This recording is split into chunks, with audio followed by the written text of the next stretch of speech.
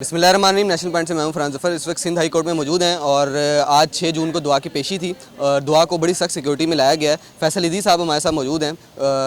ये भी आज मौजूद थे कोर्ट में और पेशी पे इन्होंने भी अंदर कोर्ट रूम का हवाल देखा है। इनसे बात करते हैं, इनसे पूछते हैं। सर बताइएगा, कोर्ट में जो गालिब गुमान किया जा रहा था, जिस चीज़ का खदशा था कि बच्ची हो सकता है 2 महीने बाद आ रही है कोर्ट में, अगर फौरी तौर पे बयान होगा तो वो यही बयान देगी कि मैं इसके साथ रहना चाहती हूँ। लोग कोई ये देखिए, ये कॉमन चीज़ है। बच्ची जब माँ बाप से बिदकी हुई होती है और किसी के बहकावे में होती है ना, तो वो फिर गलत स्टेटमेंट्स देती है और वो अदालती कार्रवाइयों से खुद भी डरी हुई है बच्ची, पुलिस से और अदालती कार्रवाइयों से।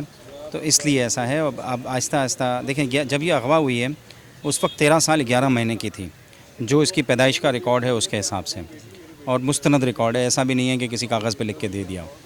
दूसरा, माइनर इस तरह की बच्चियों को जो है वो जिस तरीके से उठा के ले जाया जाता है, और ये पहले से ही होता आ रहा है। पहले हम सिर्फ सुनते थे कि हिंदू लड़कियों को इस तरह से जो है उठाया जाता है, लेकिन अब जो है ये सिलसिला बहुत कॉमन हो चुका और अब कोई भी लड़की महफूज नहीं है, कोई भी घर इससे महफूज नहीं है। कोई भी, अगर हम फ़िरके में जाएंगे तो कोई मज़हब भी महफूज नहीं है, कोई फ़िरका भी महफूज नहीं है। अब हम इसको एज़ अ बच्ची समझें कि ये हमारी बच्ची है, चाहे वो किसी भी फ़िरके से, किसी भी मज़हब से, किसी भी ताल्लुक़ रखती हों ज़बान से।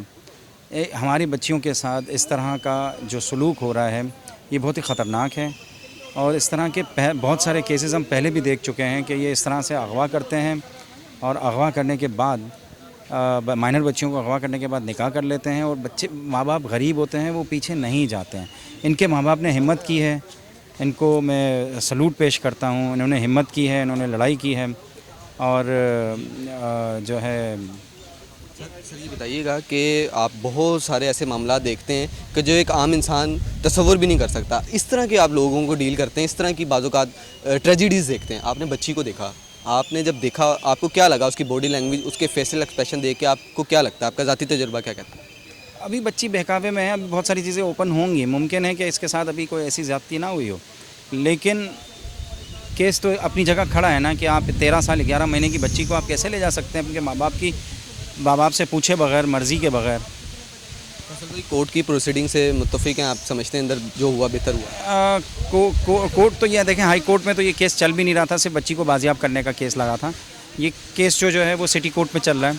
अब जो है वो ये वहाँ मुंतकिल होगा, और उसके बारे में जो है वो हम मुतमईन तो हैं, लेकिन इस पर नज़र रखनी पड़ेगी, क्योंकि बहुत सारे लोग, पुलिस जो है वो पीछा छुड़ाना चाहती है इस तरह के केसेस से।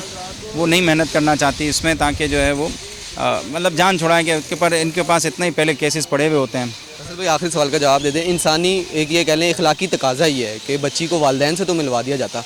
अब बच्ची राज़ी नहीं है, कोई बात नहीं है इसमें, लेकिन जज को कम से कम इतना ज़रूर लिखना चाहिए था कि जब अगर बच्ची राज़ी हो जाए तो मिलने दिया जाए। इतना तो जज को कह देना चाहिए।